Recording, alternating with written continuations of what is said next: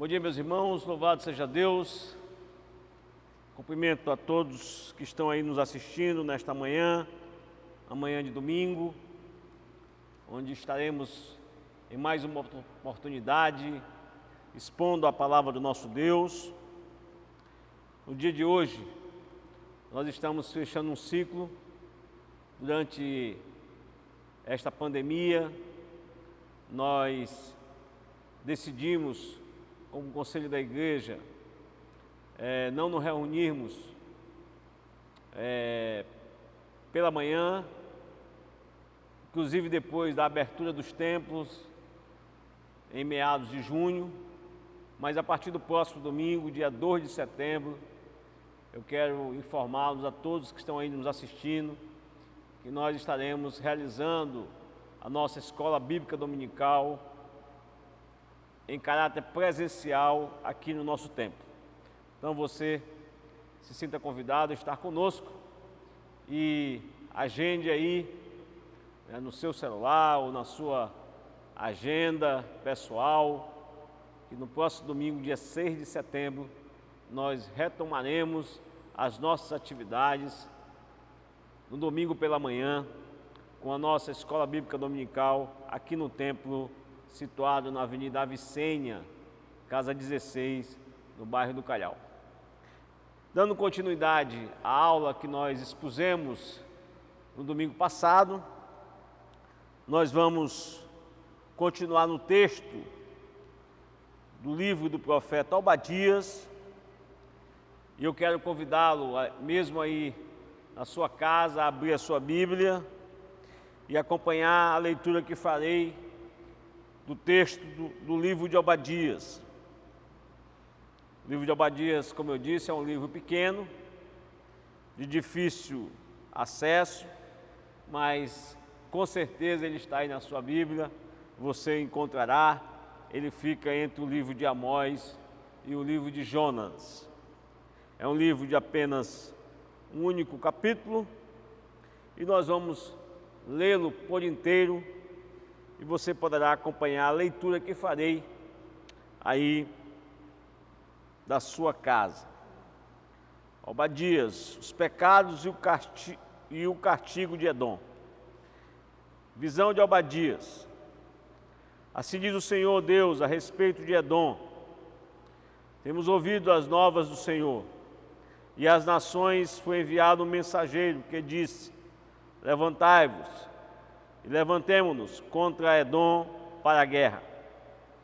Eis que te fiz pequeno entre as nações, tu és muito desprezado, a soberba do teu coração te enganou, ó tu que habita nas fendas das rochas, na tua alta morada, e dizes no teu coração: quem me deitará por terra? Se te remontares como a águia e puseres o teu ninho entre as estrelas, de lá te derribarei, diz o Senhor.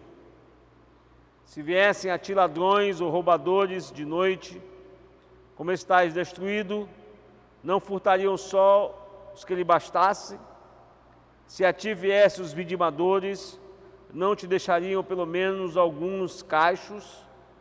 Como foram rebuscados os bens de Esaú, como foram esquadrinhados os teus tesouros escondidos. Todos os teus aliados te levaram para fora dos teus limites. Os que gozam da tua paz te enganaram, prevaleceram contra ti. Os que comem o teu pão puseram armadilhas para teus pés. Não há Edom entendimento. Não acontecerá naquele dia, diz o Senhor, que farei perecer os sábios de Edom e o entendimento do monte de Esaú. Os teus valentes, ó Temã, estarão atemorizados, para que do monte de Esaú seja cada um exterminado pela matança. Por causa da violência feita a teu irmão, o Jacó, cobrir-te-á vergonha e serás exterminado para sempre.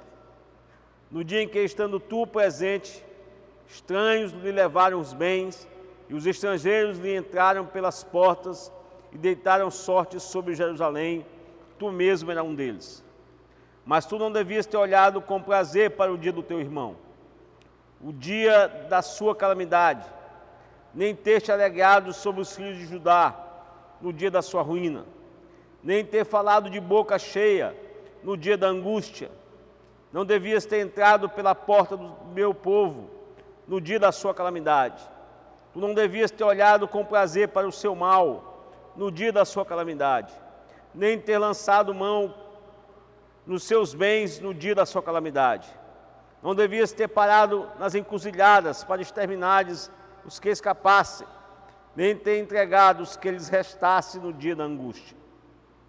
Porque o dia do Senhor está prestes a vir sobre todas as nações.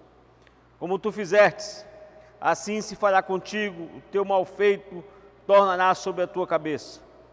Porque como bebestes no meu santo monte, assim beberão de contínuo todas as nações.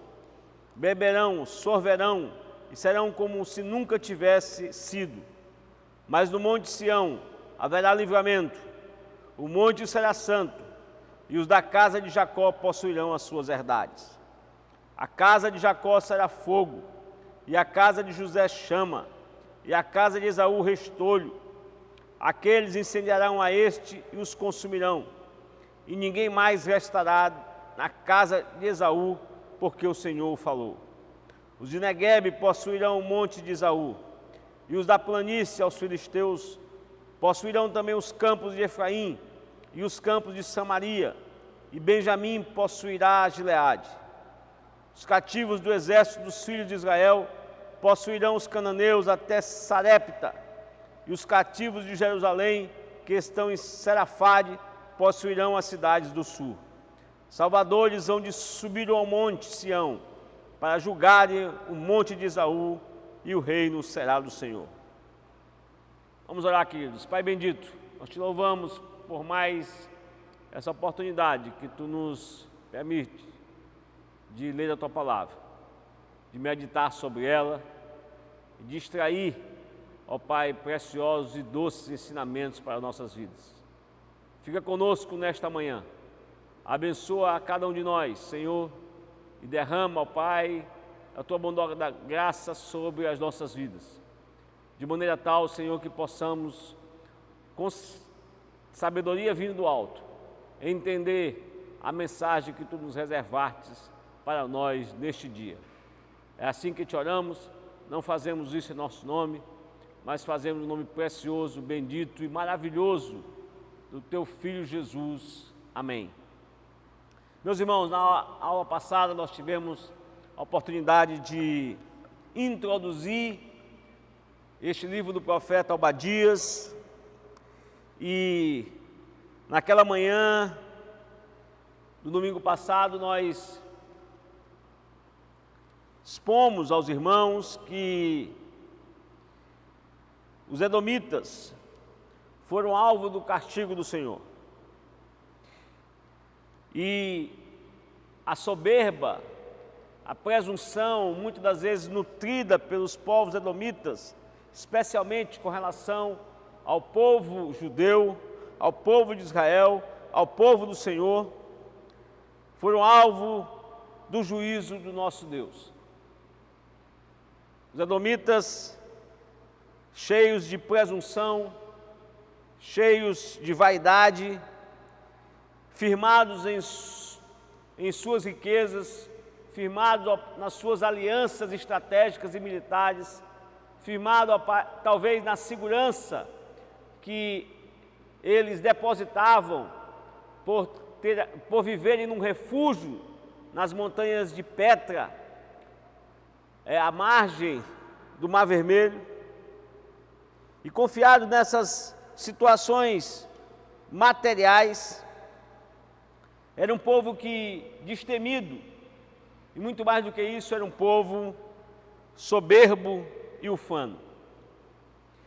E por ocasião da investida do exército dos caldeus, chefiados e comandados por Nabucodonosor, que ali levaram o povo de Deus cativo para a Babilônia, os edomitas, como irmãos ou co-irmãos dos israelitas, ao invés de se alinharem a ele naquela batalha, ao invés de serem um consolo naquele momento de calamidade, ao invés de estenderem a mão para o povo de Deus que estava sob o fio da espada do exército caldeu, eles ali se tornaram, ao invés de amigos, inimigos, ao invés de irmãos, de fato, traidores do povo judeu.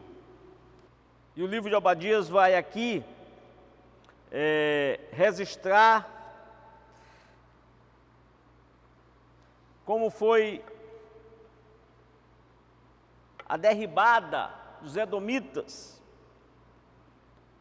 por terem ali agido de forma tão jactanciosa para com o povo hebreu.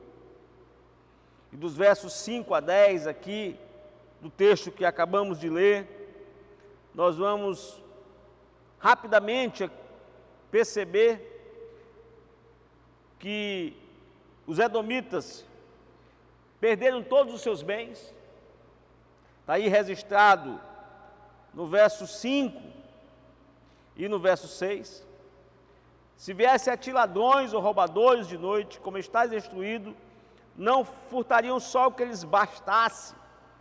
Se a ti viessem os vidimadores, não deixariam pelo menos alguns cachos, como foram rebuscados os bens de Esaú, como foram esquadrinhados os seus tesouros escondidos. Aqui o texto vai nos dar a ideia, a dimensão, deste aniquilamento determinado pelo juízo de Deus. Quando ele faz aqui o comparativo entre uma ação dos ladrões ou roubadores da noite, que entram nas casas, mas jamais furtam todos os bens de uma casa, ou na ação dos vidimadores, aqueles que fazem a colheita das uvas, que são incapazes de colherem todas as uvas, mas muitas uvas são deixadas nas vindimas, porque os vindimadores não conseguem colher todas as uvas. Diferentemente desses roubadores, ou diferentemente desses vindimadores, com Edom aconteceria o contrário. Diz o verso 6, todos os seus bens seriam roubados. E a Bíblia registra também que por conta dessa soberba, por conta dessa presunção, por conta dessa altivez, por conta de que os edomitas se achavam invencíveis, confiados nas suas riquezas, confiados nos seus bens, confiados na sua posição comercial estratégica, pois ali era um porto de uma rota comercial entre os árabes e os sírios, confiado nas suas alianças militares, confiado também talvez no seu poderio bélico. Deus vai mostrar para eles que onde quer que eles se escondessem, onde quer que eles remontassem os seus ninhos, eles não escapariam da derribada do Senhor.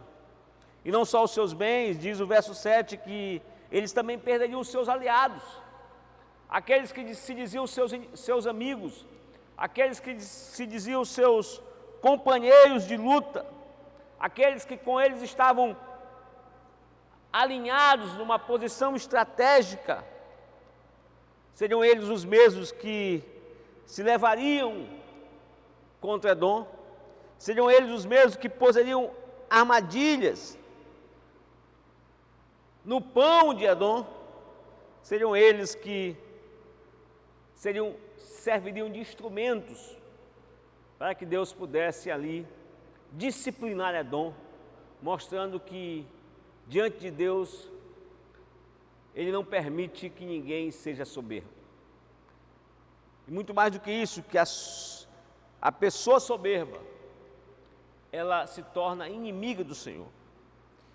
Eles perderiam seus bens, perderiam os seus aliados, perderiam o seu governo sábio, diz o verso 8,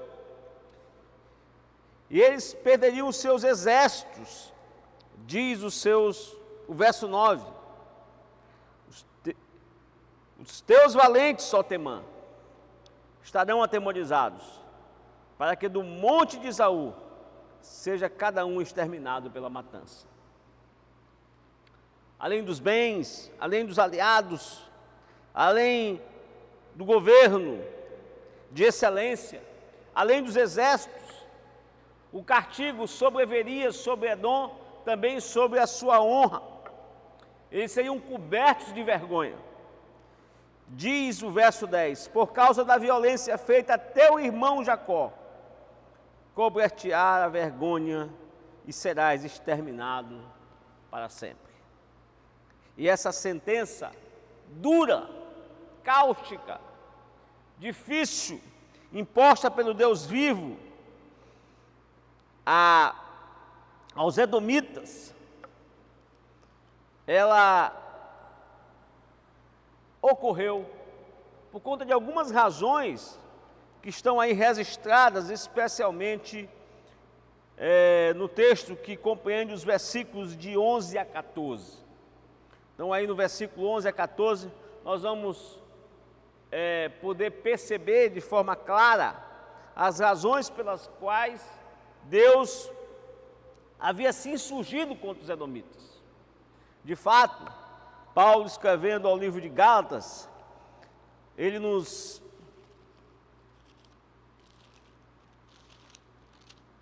registra uma grande verdade. Gálatas 6, verso 7. Não vos enganeis, de Deus não se zomba, pois aquilo que o homem semear, isso também se fará. Então a sentença imposta contra os edomitas, a sentença imposta contra os descendentes de Esaú, ela teve algumas razões, e essas razões se fundamentaram naquilo que os próprios edomitas cometeram. Muitas das vezes, alguém já afirmou como verdade que aquilo que aqui se faz, aqui se paga. E talvez este seja um princípio que a gente possa extrair com alguma percussiência pela leitura clara e detida dos versos 11 a 14 aqui de Obadias. De fato, naquele momento fatídico, naquele momento cruel, naquele momento crudelíssimo, quando o exército caldeu, liderado por Nabucodonosor, invadiu Israel, invadiu a cidade de Jerusalém e levou sob o fio da espada os cativos, todos os que ali estavam, exceto aqueles que foram mortos, dentre eles crianças e mulheres grávidas. Registra lá o livro de Reis. Edom, do alto da sua montanha, do alto da cidade de Petra, que na língua edomita significa penhasco, rocha, do alto do seu refúgio, ao invés de estender a mão, de servir de consolo, de servir de apoio, de servir de suporte naquele dia da calamidade do povo de Israel, ele se aliou ao exército caldeu para ali também espoliar os filhos de Israel. Aquele dia foi cruel, aquele dia foi algo que doeu muito no coração do povo judeu. Se nós abrirmos as nossas Bíblias, lá no Salmo 137, nós vamos entender de maneira clara o que significou essa traição para o povo judeu. O Salmo 137 diz o seguinte: esse salmo ele vai registrar justamente o momento de que alguns judeus cativos da Babilônia, no seu momento ali talvez de descanso, no seu momento talvez de ali de retiro. Eles ficavam às margens do rio da Babilônia, com saudades da sua pátria, com saudade de Jerusalém, com saudade da cidade que Deus havia separado para eles. E o Salmo 137 vai registrar um destes momentos em que os filhos de Jerusalém, os filhos daqueles que foram levados cativos para a Babilônia, se lamentavam e choravam às margens do rio. Diz lá o Salmo 137, às margens dos rios da Babilônia, nós nos assentávamos e chorávamos, lembrando-nos de Sião. Nos salgueiros que lá havia, pendurávamos as nossas harpas, pois aqueles que nos levaram cativos nos pediam canções, e os nossos opressores que fôssemos alegres, dizendo: entoai-nos alguns dos cânticos de Sião. Como, porém, haveríamos de entoar o canto do Senhor em terra estranha?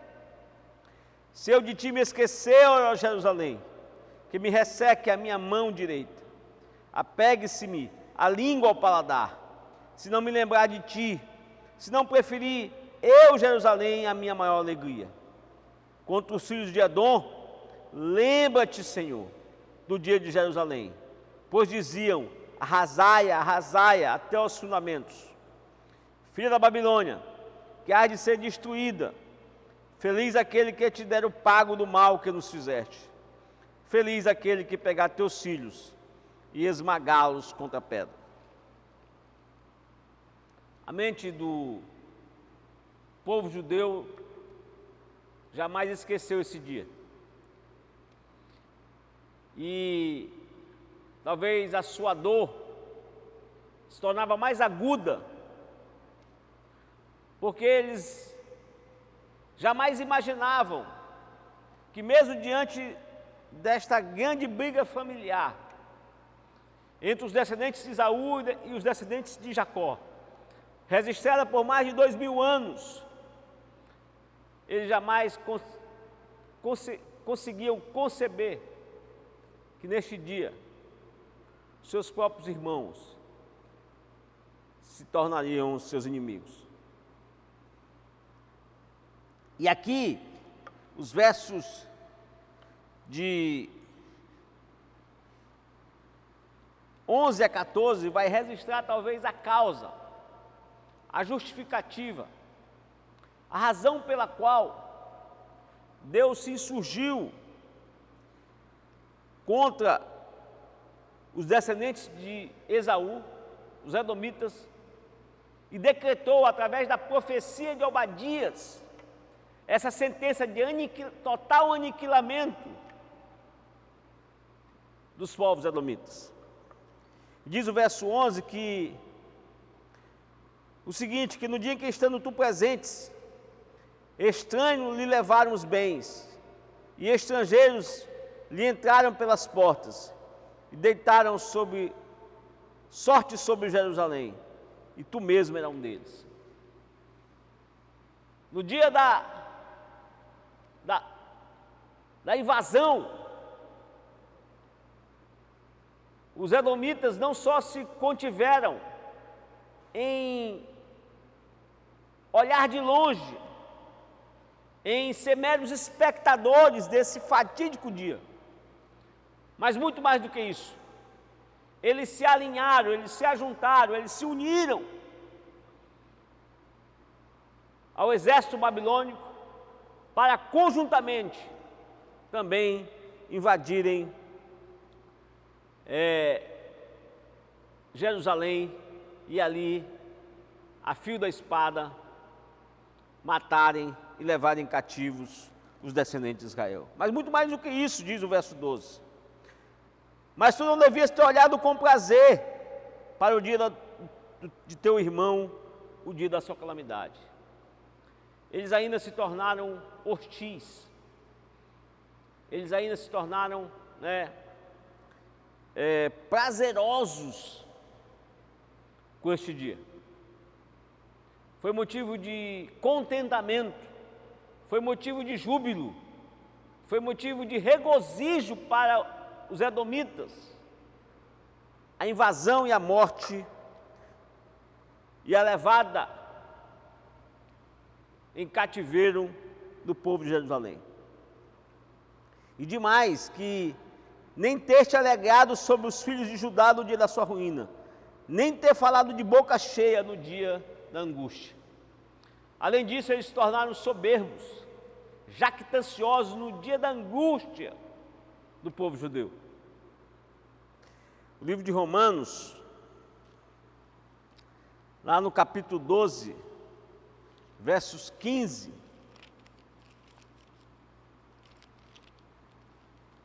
nos traz uma lição importante acerca dessa atitude, muitas das vezes jactanciosa, na vida de alguns, e que essa atitude de você se alegrar com a tristeza do outro, você se alegrar com a derrota do outro, você ter prazer na angústia do outro, você ter prazer no insucesso do outro, você ter prazer no fracasso do seu irmão, você ter satisfação, contentamento na derrota do seu irmão, é um sentimento que não é bíblico, é um sentimento que vai em choque frontal, em rota de colisão com a palavra de Deus. O livro de Romanos, capítulo 12, verso 15, vai dizer o seguinte: alegrai-vos com os que se alegram e chorai com os que choram. A palavra de Deus nos ensina a fazer o contrário. Não se alegrar no dia da angústia, não se alegrar no dia da calamidade do outro, não sentir prazer com a derrota do outro. Muito pelo contrário, nós devemos nos alegrar no dia da vitória do nosso irmão, mas também devemos chorar no dia da sua tristeza.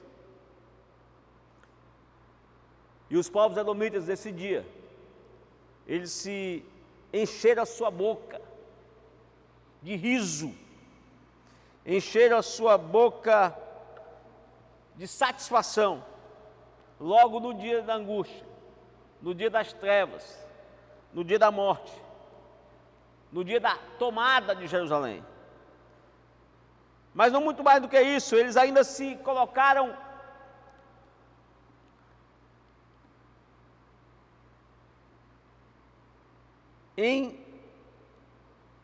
sobre os bens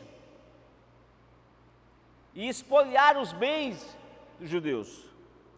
Diz lá o verso 13: não devia ser entrado pela porta do meu povo no dia da sua calamidade.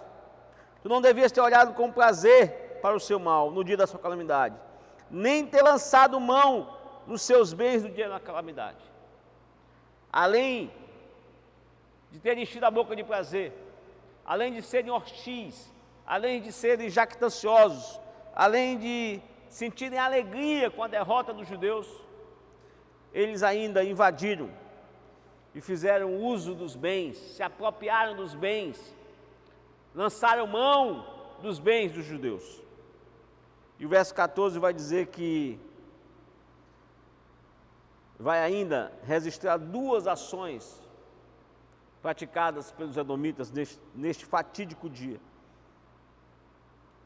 que eles ainda se serviram de empecilho para aqueles que tentavam fugir, para aqueles que tentavam uma rota de escapatória.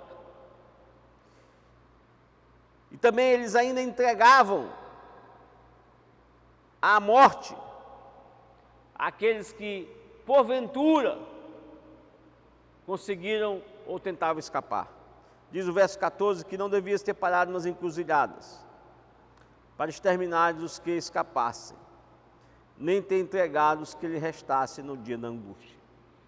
Essas foram as razões pelas quais o livro de Obadias resiste a essa profecia sobre o povo edomita, que, sustentado nas suas riquezas, sustentado no seu poderio econômico, sustentado na sua posição territorial estratégica, imaginavam que seriam invencíveis, inatingíveis, e se tornaram soberbos, se tornaram presunçosos, se tornaram ufanos, entendendo que jamais poderiam ser alcançados. E a palavra de Deus vai dizer que, lá no livro de Crônicas, que todas as nações, todos os povos, e que nada acontece no curso da história, se não for pela vontade de Deus. E que Deus luta também contra o soberbo, que Deus não permite o sucesso do soberbo. Que a palavra de Deus lá no livro de Provérbios 16, capítulo 18, diz que vai nos ensinar que a soberba, a arrogância, a presunção, ela precede a derrota. E a partir do verso 15, nós vamos compreender aí, podemos perceber de maneira clara, como Deus, consoante a sua palavra, age para com os ímpios, e como Ele estabelece também na sua palavra o triunfo daqueles que reconhecem que Ele é o Senhor da história. Os versos 15 e 16 vão nos ensinar o caráter retributivo do juízo de Deus. O verso 15, ele começa dizendo o seguinte: porque o dia do Senhor está prestes a vir sobre todas as nações. Como tu fizestes, assim se fará contigo. O teu malfeito tornará sobre a tua cabeça. A primeira questão que eu queria destacar nesta manhã para os irmãos é que o juízo de Deus, ele tem um caráter retributivo. E haverá um dia do Senhor. Haverá um dia de que Deus irá prevalecer a sua vontade, o seu juízo sobre toda a maldade humana. Muitas das vezes, meu irmão, você é alvo da perseguição deste mundo hostil. Muitas das vezes você é alvo, da maldade humana. Muitas das vezes você é alvo da ação maléfica do homem. Mas eu quero dizer para você que somente o caráter retributivo do Senhor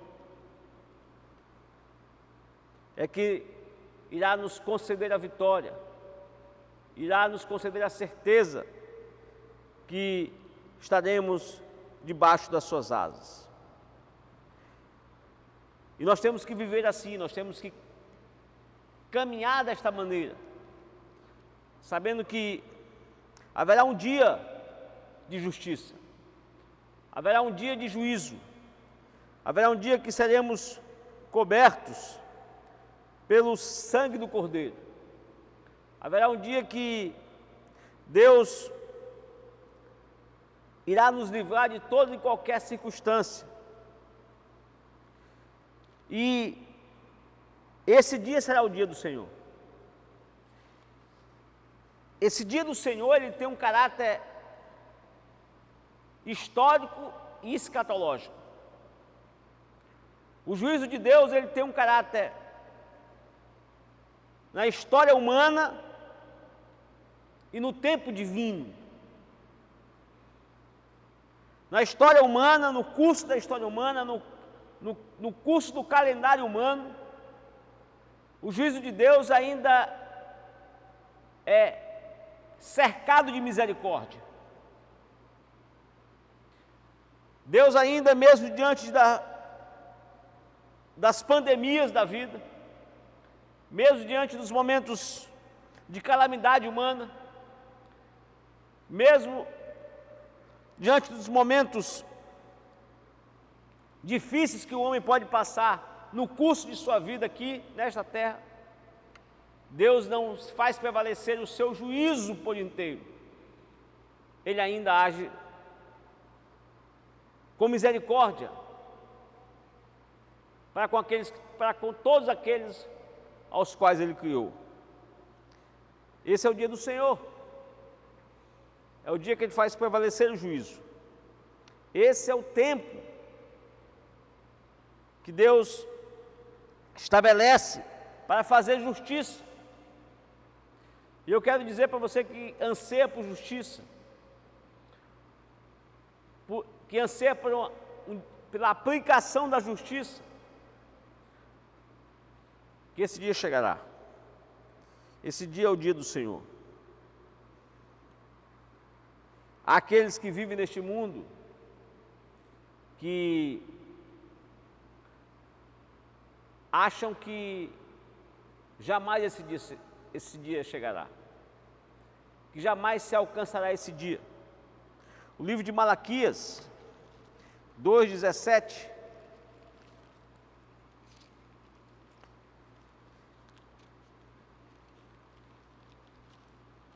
nos diz o seguinte: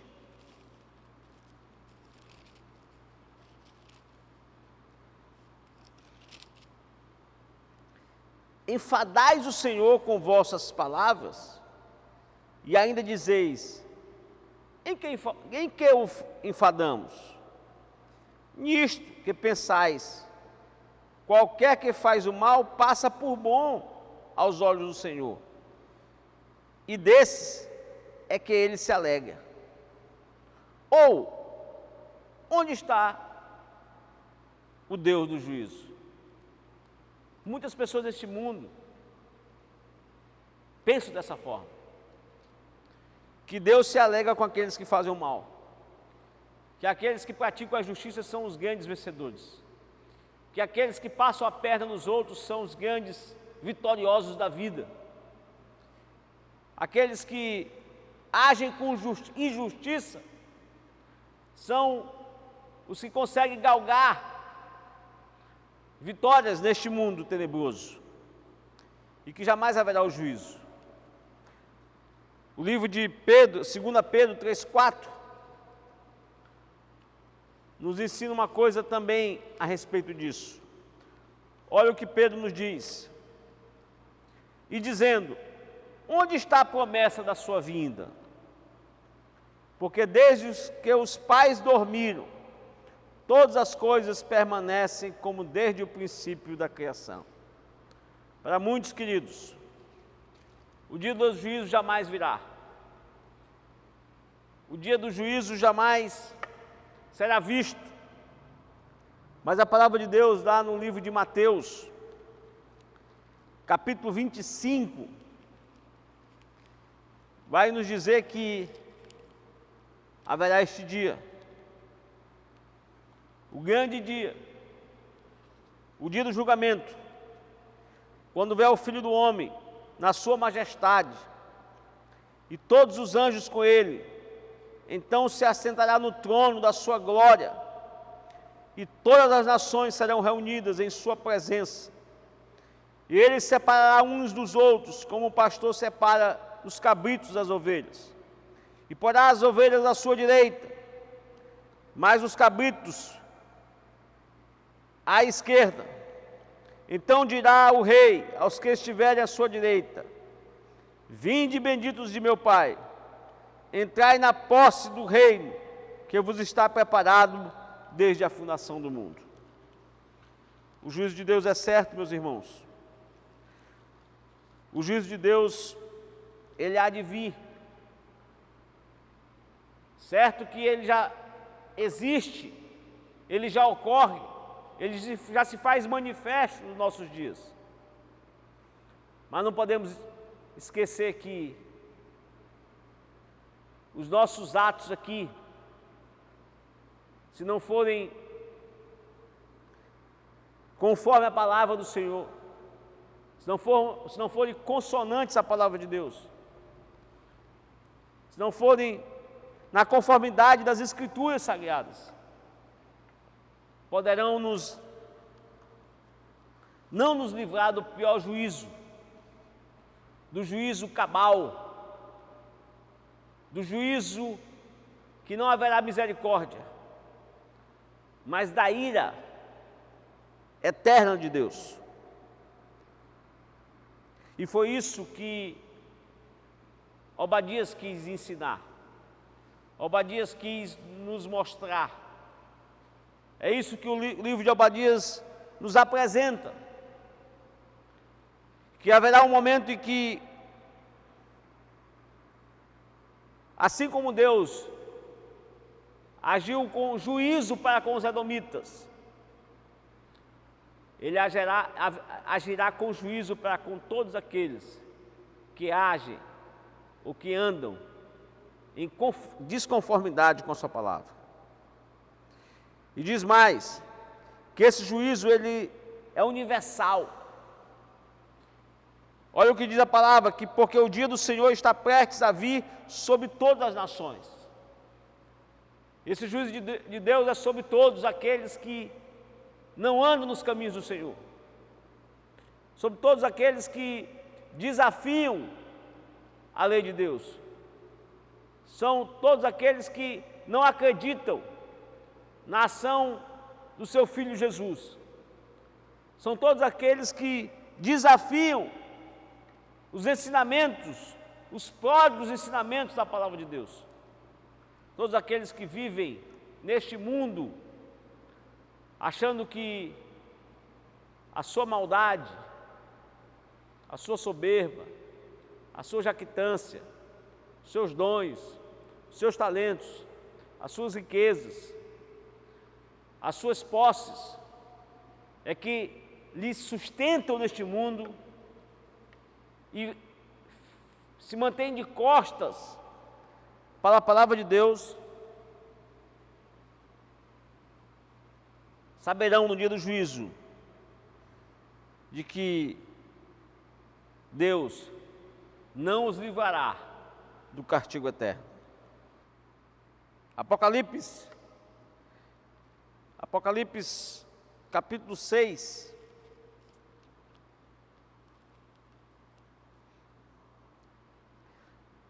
Verso 12 a 17 nos dá uma dimensão deste dia.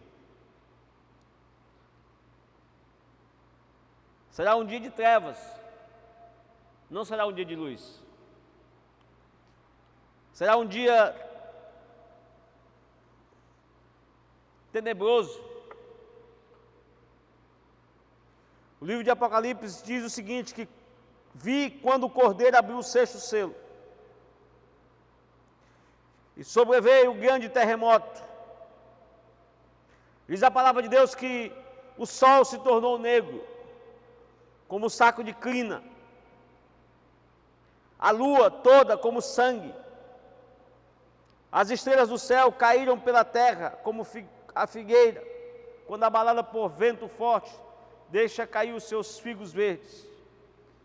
E o céu recolheu-se como um pergaminho, quando se enrola. Então todos os montes e ilhas foram movidos do seu lugar. Esse será o grande dia. Os reis da terra, os grandes, os comandantes, os ricos, os poderosos, e todo escravo e todo livre, se esconderam nas cavernas e nos penhascos dos montes. E disseram aos montes e aos rochedos: cai sobre nós, e escondei-nos da face daquele que se assenta no trono e da ira do Cordeiro. Porque chegou o grande dia da ira deles, e quem é que pode suster-se? Esse será um dia difícil, e Obadias vem justamente nos ensinar que este juízo de Deus, esse caráter retributivo da justiça de Deus, ele tem um tempo, ele é universal, ele tem um alcance, e ele também tem uma medida.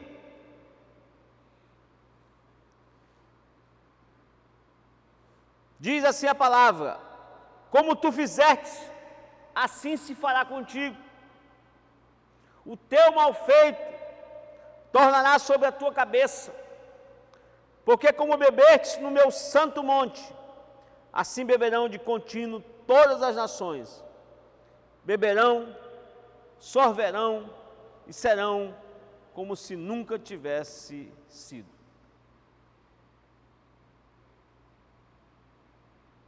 Em outras palavras, aqui,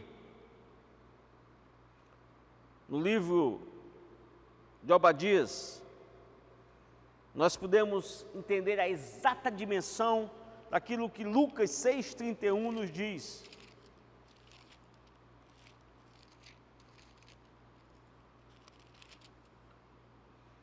Como quereis que os homens vos façam, assim fazei-vos vós também a eles. A palavra de Deus nos alerta que na medida que tratamos os nossos irmãos, também seremos tratados. Porque o teu mal feito, diz Obadias, tornará sobre a tua cabeça. Porque como bebestes no seu santo monte, assim beberão de contínuo todas as nações.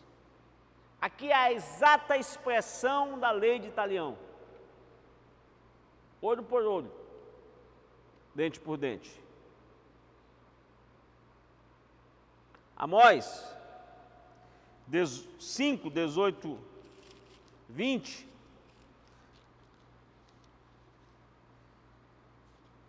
Nos dá uma dimensão deste dia. Há de vós que desejais o dia do Senhor. Para que desejais vós o dia do Senhor? É dia de trevas e não de luz. Como se o homem fugisse diante de um leão, se encontrasse ele urso. Ou como se entrando em casa, encostando a mão à parede, fosse mordido por uma cobra. Não será, pois, o dia do Senhor trevas e não luz. Não será completa escuridão, sem nenhuma claridade. Esse será o dia. Um dia como nenhum outro existiu. E a palavra de Deus vai nos dizer que nesse dia o peso retributivo do juízo de Deus será conforme o nosso caráter. Provérbios 11:8 nos diz o seguinte, que o justo é libertado da angústia e o perverso a recebe em seu lugar. Esse vai ser o dia do juízo, onde o justo, aquele que é justificado pelo sangue remidor e redentivo de Cristo Jesus, pelo sangue expiatório do Cordeiro, ele vai ser libertado nesse dia da angústia. E o perverso irá receber o juízo de Deus em seu lugar. E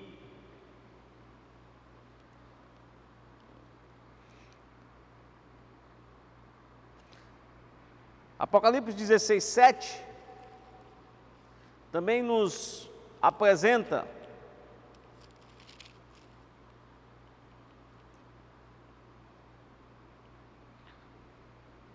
que essa justiça será,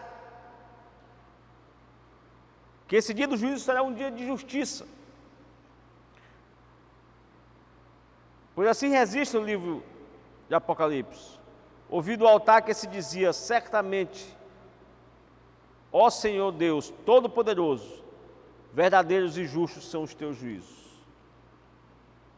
Mas eu queria aqui finalizar com o texto contido aí no verso 17, que diz o seguinte: mas no monte Sião haverá livramento, o monte será santo, e os da casa de Jacó possuirão as suas herdades. Enquanto o monte de Edom, grande monte Seir, onde estava a grande cidade de Petra e de Temã, a fortaleza dos edomitas, representa, na visão de Obadias, na profecia de Obadias, o mundo. O Monte Sião representa aqui a igreja do Senhor. E Obadias nos diz que neste dia, no dia do juízo, neste dia tenebroso, neste dia de escuridão, nesse dia de castigo, nesse dia de derramamento do cálice da ira de Deus, nesse dia em que a justiça de Deus irá se impor diante da perversidade humana, só haverá livramento no Monte Sião. Queridos, o Monte Sião haverá salvação. No Monte Sião haverá consolo. No Monte Sião haverá livramento. Porque, queridos, o Monte Sião é onde está o templo de Deus. É onde está a habitação do Senhor.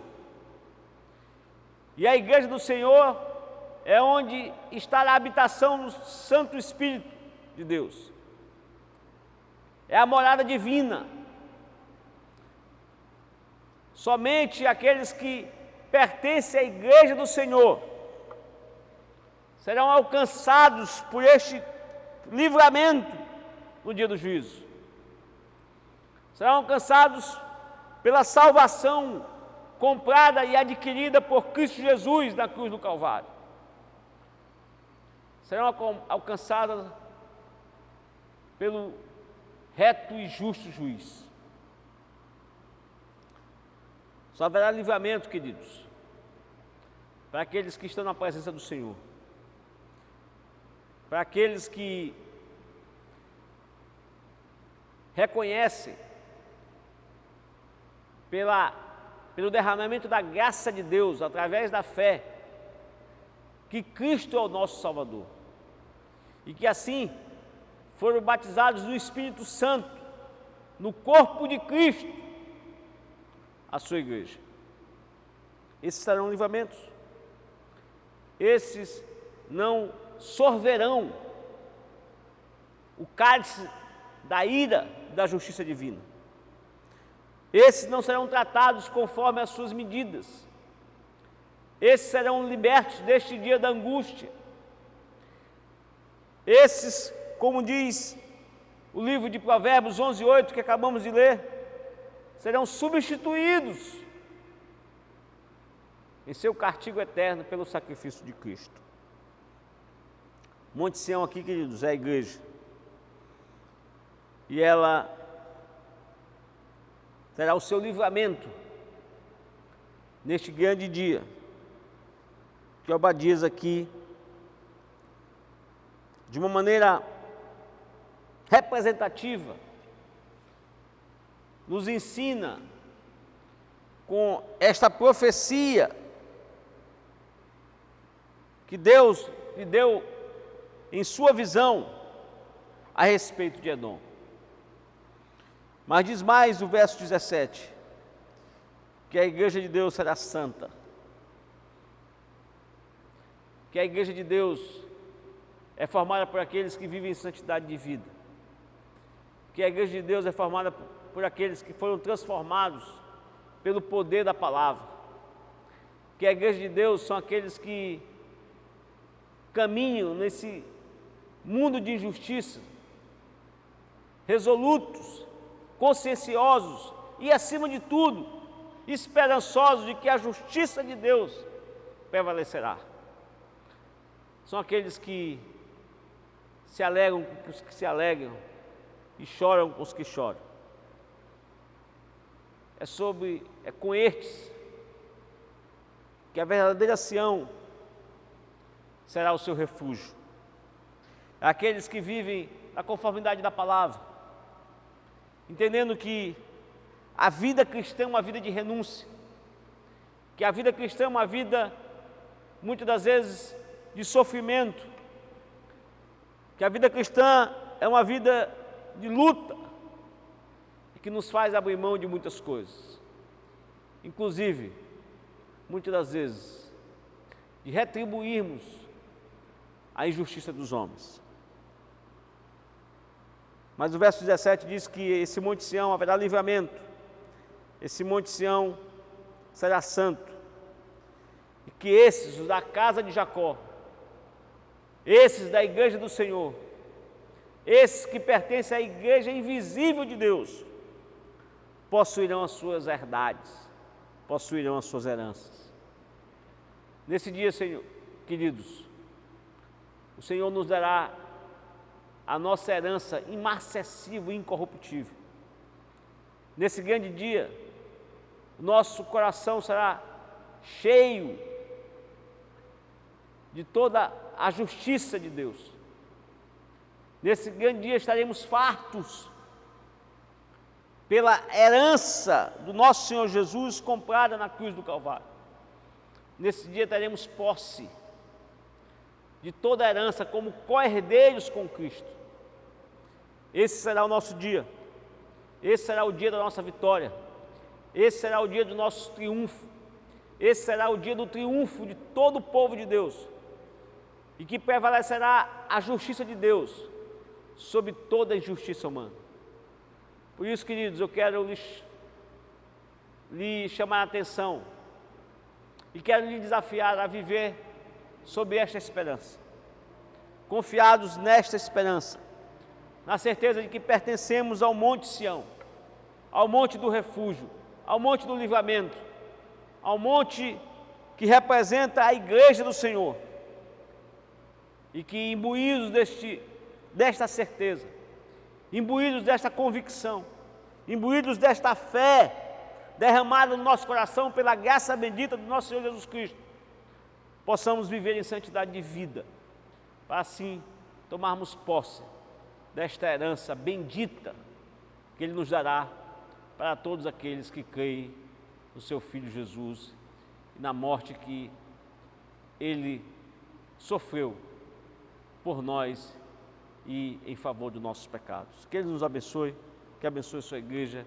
que abençoe a cada um de nós, que fortaleça a nossa vida cristã, que fortaleça a nossa fé, que nos faça entender que a justiça de Deus, ela tarda, mas não falha. Que Deus nos abençoe.